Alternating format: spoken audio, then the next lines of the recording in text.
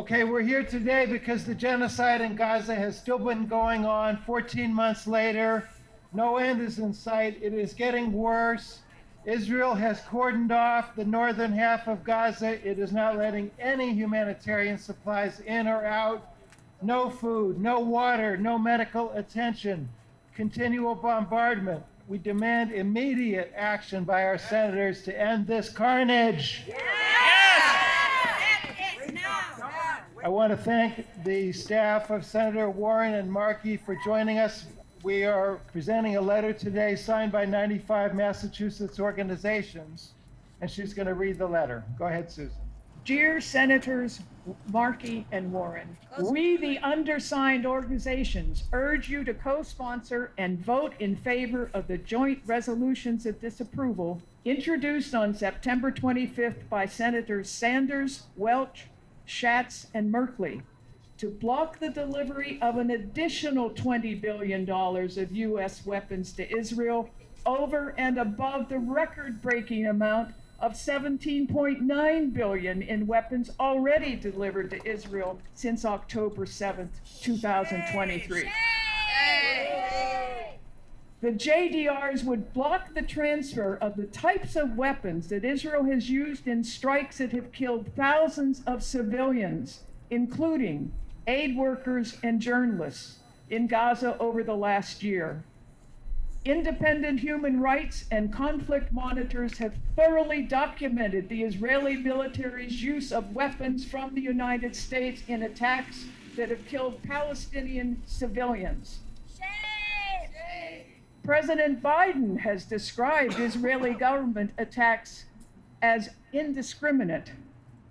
For example, the JDRs would block the delivery of Joint Direct Attack Munitions, JDAMs, and tank shells, which the Israeli military has repeatedly used in attacks that have killed civilians in densely populated areas. The JDRs do not block purely defensive weapon systems such as the Iron Dome. Israeli military attacks have killed more than 42,000 Palestinians, make that an additional 1,700 since this letter was distributed. Most of them women, children, and the elderly, and have decimated Gaza's hospitals, schools, critical infrastructure, and residential housing. Human rights organizations have concluded that the Israeli military has repeatedly violated international humanitarian law. Humanitarian groups have stressed that Israeli forces continue to restrict the delivery of humanitarian aid as hundreds of thousands of people in Gaza are on the precipice of starvation and suffering from the spread of deadly diseases, including polio. The Israeli military is also carrying out attacks in the West Bank and Lebanon, including recent strikes in densely populated areas of Beirut that demonstrate a similar disregard for protection of civilians. Continued armed transfers to Israel is contrary to the U.S. law and the Biden administration's own transfer policy, which include restrictions on arms transfers to any country based on human rights, international humanitarian law, and humanitarian assistance criteria. For example, Section 5201 of the Foreign Assistance Act prohibits military aid to any country that restricts the delivery of U.S. humanitarian assistance. As demonstrated by the National Security Memorandum 20 process, the Biden administration is in blatant disregard of these standards. Senators Markey and Warren, we call upon you to demonstrate that you oppose further suffering and stand for the rule of law and protection of civilians by supporting the Joint Resolutions of Disapproval. Every day, the crew killing and destruction continues, brings lasting shame on the U.S. as Israel's main weapons supplier. Shame. Not another bomb! Not another bomb! What a time in which we live. A time when genocide becomes normalized.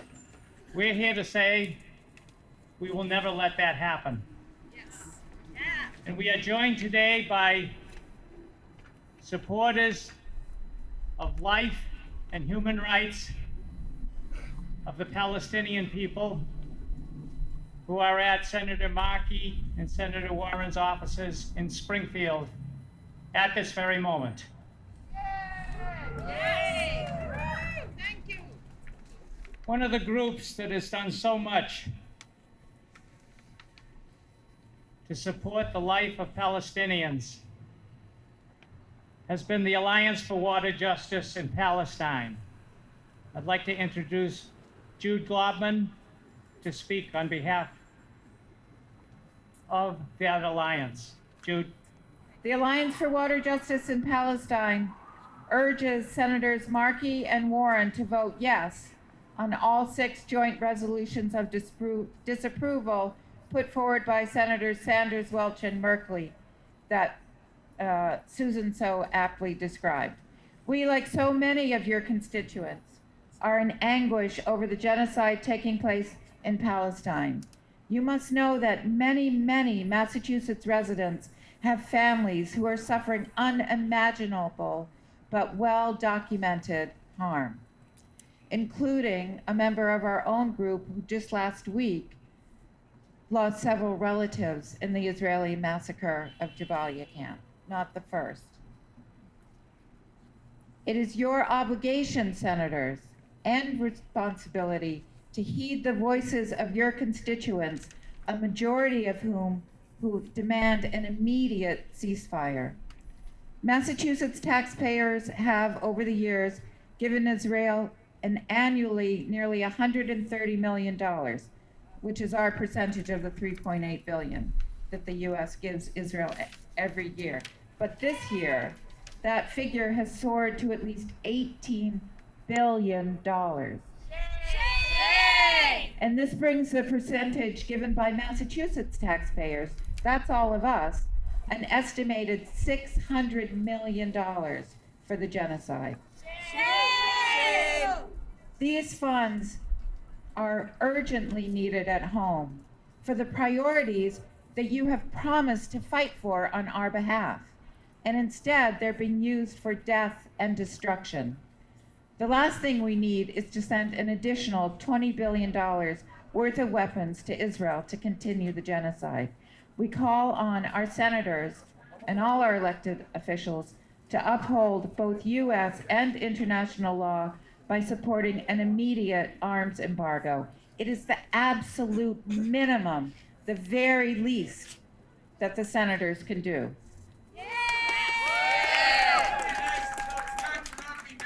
I've met with you at your Senator Warren's and Senator Markey's offices before as a representative of MAPA, but today I'm here representing a group called Human Rights Awareness, and there's a colon and the words Palestine and Israel. But I went to Israel and Palestine between 2008 and 2019, 8 or 9 times for an average of 2 months at a time to see for myself what in the world was going on there. I saw that there had been violence perpetrated against civilians on both sides, but we could see that stealing the land, the Israeli government and settlers stealing the land and water and other resources that belong to the Palestinians, and trying to expel Palestinians who lived there was not only wrong, but could never bring peace to everyone or to anyone. We saw the status quo moving toward making a Palestinian state impossible. In 2009, when I was there, I visited a woman in a kibbutz right next to Gaza. She said that before we were standing on a hill, a little knoll, overlooking Gaza. She told me that she was friends with some people in Gaza, that after Israel built the wall, they put Gaza under a siege. They blocked the port, they put in checkpoints, they bombed the farms, they bombed chickens, they prevented the people in Gaza from being able to be self-supportive. They checked every single thing that went into Gaza, and they would only allow in enough calories per day that would keep the people in Gaza, prevent them from starving. Some months they would prevent sanitary napkins, some months chickpeas, which is used as a staple to make hummus, and some months chocolate, and many other items like that.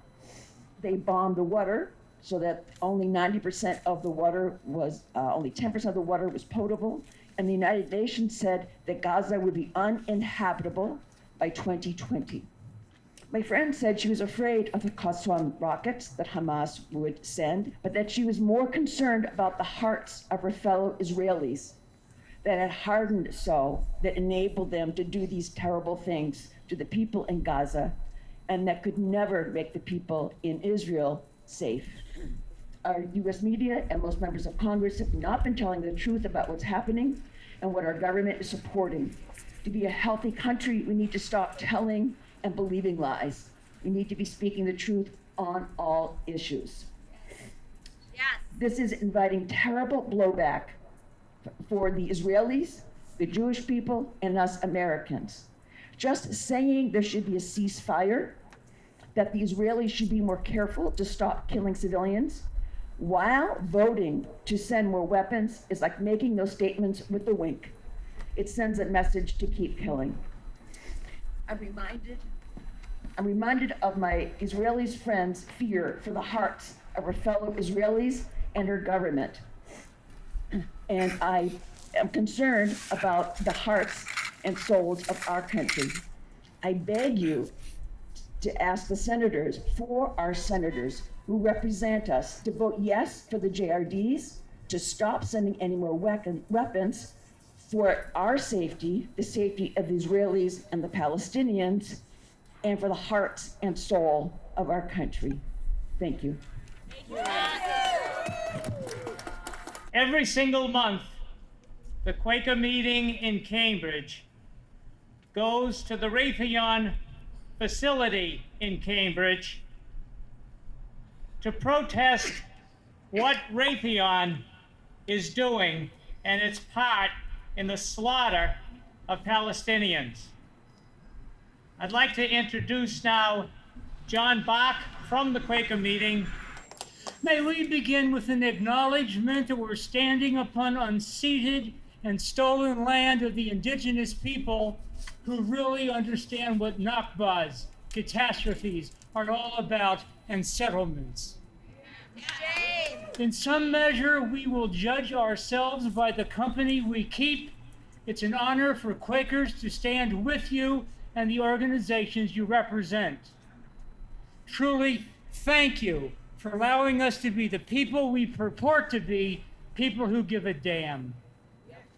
I have a little meditation, and wait till you see how brief I'm going to be, on the word disapproval, which is to say, confronted with genocide, manufactured famine, the starvation of children, surely our response should have more teeth than just disapproval. So let us pledge ourselves to move from disapproval to outrage and condemnation, and to make sure our anger moves beyond just disapproval. Thank you. Sarah Buchholz of the First Church Unitarian in Littleton. Is that you? Welcome. What is your excuse? Senators, congressmen, my children are watching. Their children are dying. Their children are our children. We're all connected. Why is that so hard to understand? The time is to speak up, to act now to end this slaughter. Thank you. Our next speaker is someone that just about all of us are familiar with. There has not been a struggle for human solidarity on any continent that Susan McLucas has not been part of, and so we want to hear some words from Susan. It's really appalling to me that Bernie Sanders introduced this resolution of disapproval, quite a tame thing, in September, and still it only has 3 co-sponsors. And I really hope that our senators will make it 5 soon. How hard is it to say no to a country who is slaughtering people, starving them, just because they want the land? We want no part of that.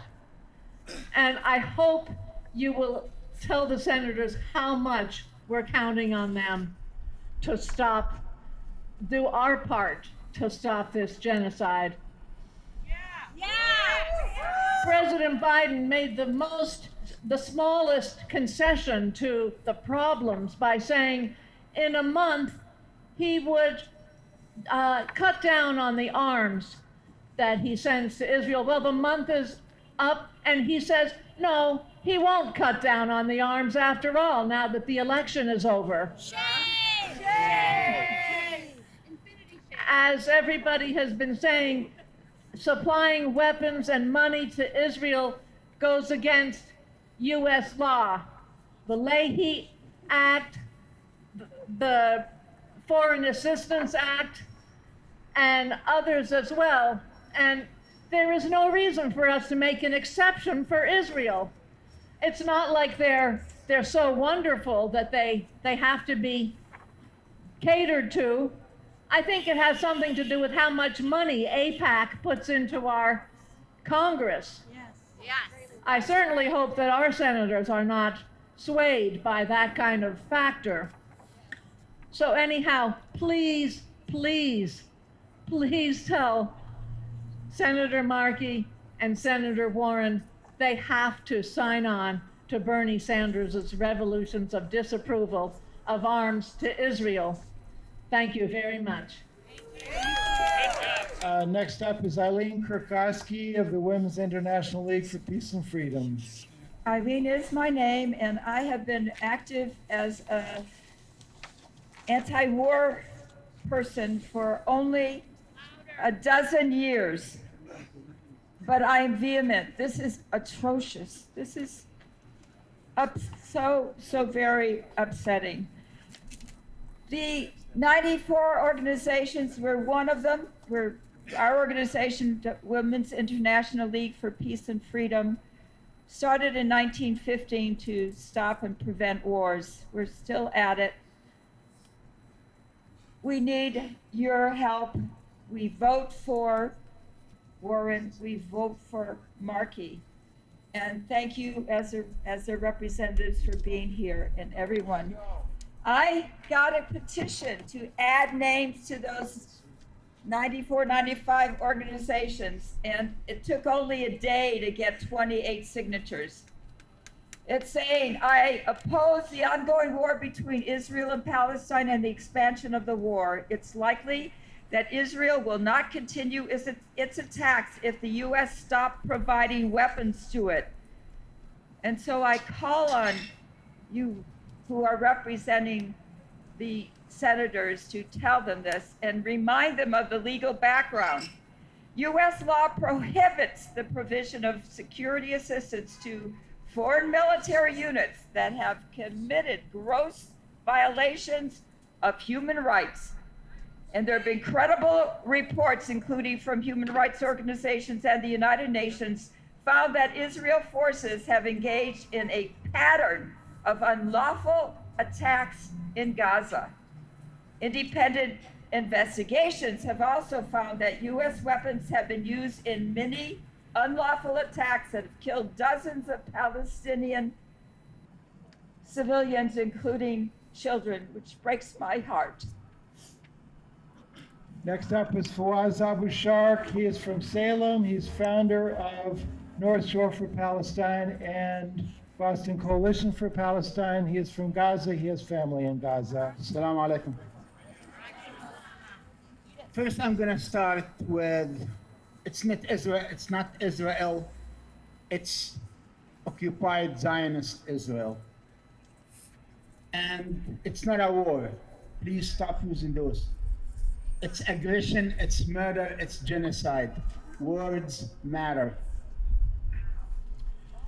I'm not going to go into all the history and all these things because we all know it, but I want to mention something about the JRD. And the first thing I'm going to say, I'm going to make you feel like that's not good because we know it has to go to the Congress, and it has to go to the House of the Reps, Congress, House of Rep and Senate, and chances, even with all these signatures, chances to pass is very weak.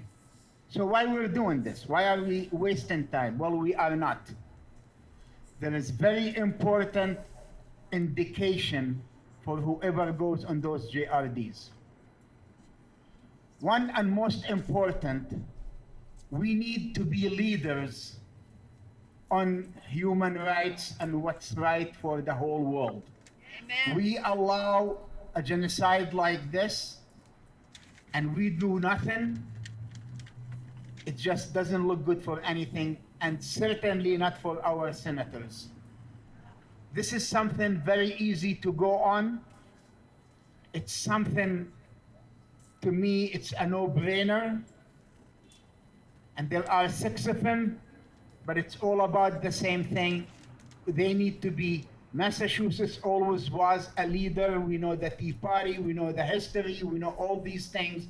There is no reason why we are lagging behind. We need Warren and Markey to be leaders again and bring Massachusetts where it is. Yes. The other important part that many of us sometimes we forget. I am from Gaza, so I know what I'm doing many things, but I know you all doing this because of my people, for the people of Gaza. We need to show them and the rest of the world that we are not okay with this. Yes. This is not normal. This is not what we are about. This is not human. This is wrong in all means. Absolutely. And we need to always take every possible chance to let them know we are with them, we are on their side, and we will do everything in our power to make sure that they come out of this alive.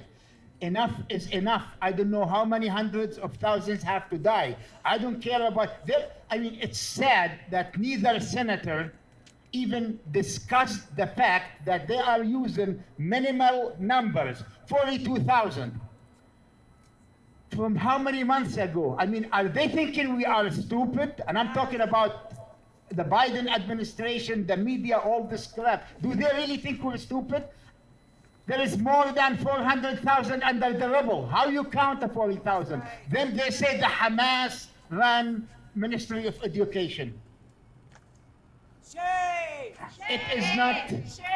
Shame! And I know some of us say, oh, you know, we vote. And we're in Massachusetts. Sorry to say it. If the whole Massachusetts vote for somebody, guess what? It's still gonna be blue. I don't threaten anybody with votes. But I threaten them with what just happened. I hope Markey and Warren and Biden and Kamala and the Democrats learned a lesson of just what happened a week ago. Massachusetts is becoming more irrelevant because we are blindly following. I told Seth Moulton, and many of the people here saw me. I went and I said, I'm not going to threaten you about being reelected. I know you're going to be reelected. But you're going to lose Michigan. You're going to lose Pennsylvania. You're going to lose Georgia. You're going to lose... And some people here can vouch for this. And guess what? They lost them all. And now we know where we are. Now is the time to unite and to do the right thing. Now is the time for all of us to go together and try to save what's left. We are not going to be, I hope we are not going to be the ones who we have to answer for children and grandchildren. What would have you done when the Nazis did that? You're not doing it now. You need to go on board and to do something now, today. In solidarity for a free world, starting with a free Palestine. I do want to make sure that we all thank the representatives from Senator Markey and Senator Warren's office to be with us today, to at least listen to what we have to say. As you can see, we are reaching for words that can convey the horror of this situation. Before I introduce Jeff Klein, Jeff has some really information that all of us really have to hear.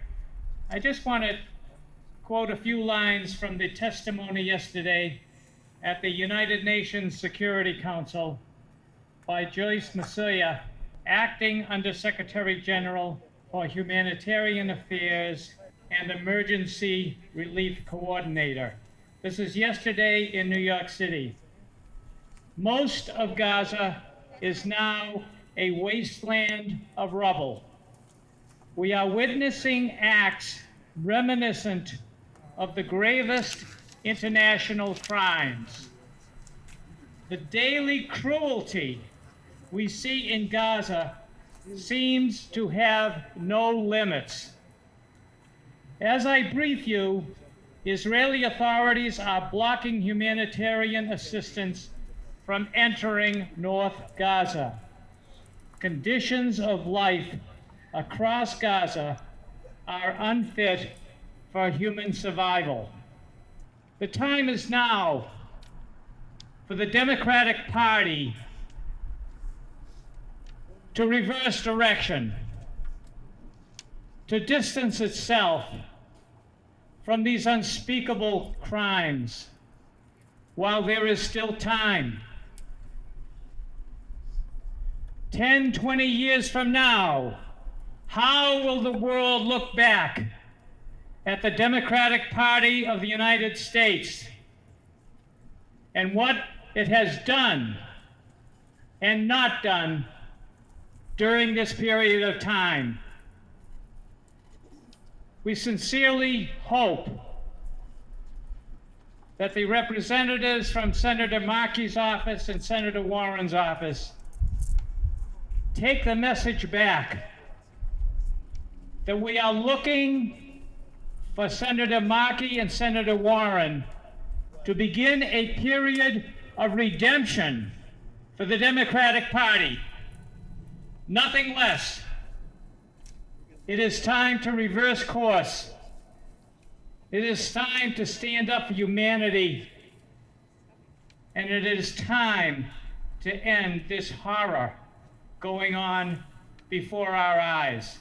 You know, we're here today on exactly the 1-month anniversary of the letter that was issued by Secretary of State Blinken and Secretary of Defense Austin to the Israeli leadership, demanding that they abide by international and U.S. law in providing relief to the Palestinians, the 2 million Palestinians who may still be alive in Gaza, or they may suffer consequences. The requests were quite specific in terms of the number of cargoes of trucks, free access, lack of stopping the ethnic cleansing of northern Gaza. And since then, in the 31 days since then, the Israeli government has doubled down on its siege of Gaza, its refusal to allow food and water into northern Gaza, and its continued ethnic cleansing of the remaining population in northern Gaza. This is a shame. This is a shame. You know, it's a matter of deep shame for us in this country that the words politics and morality are often regarded as contradictory in our discourse. It would be nice if we lived up to the aspirations of our founding government and our commitment to human rights and democracy.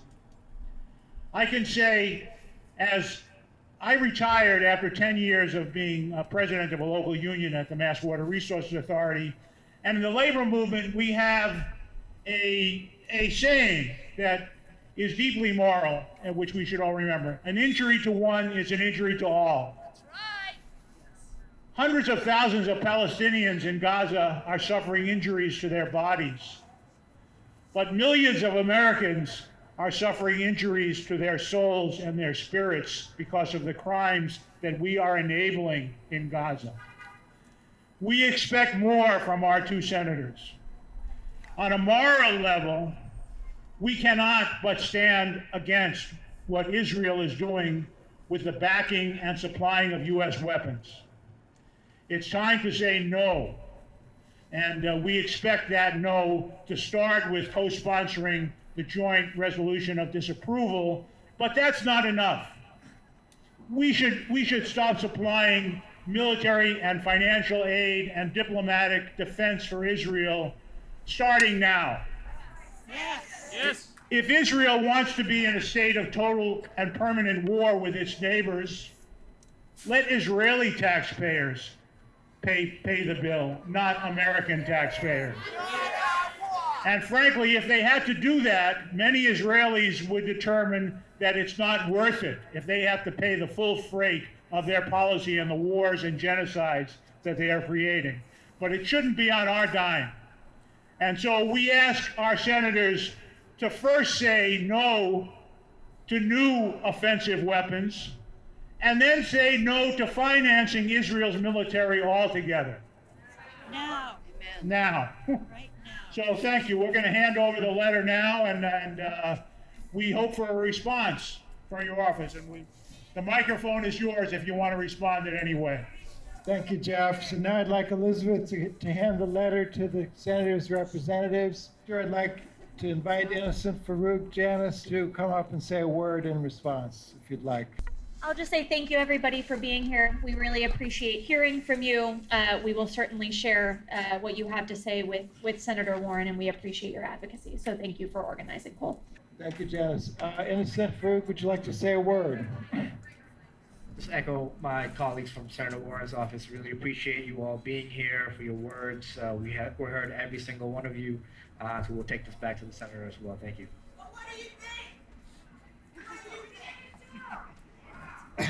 Thank you very much. We have made this request of these senators over and over again since the start of this conflict. We've met with them, with these particular individual representatives multiple times. We've met with their staffs in Washington multiple times. Frankly, the senators have continued to vote for the arms for Israel. So we hope that they will give us a favorable response this time, but we are quite frustrated with their lack of action on this problem. Just thanks everyone for being out here on a cold day. And we know we're going to be at this over and over and over and over again until our complicity in this genocide is over and done with. Thank you all for your continued work. We appreciate it.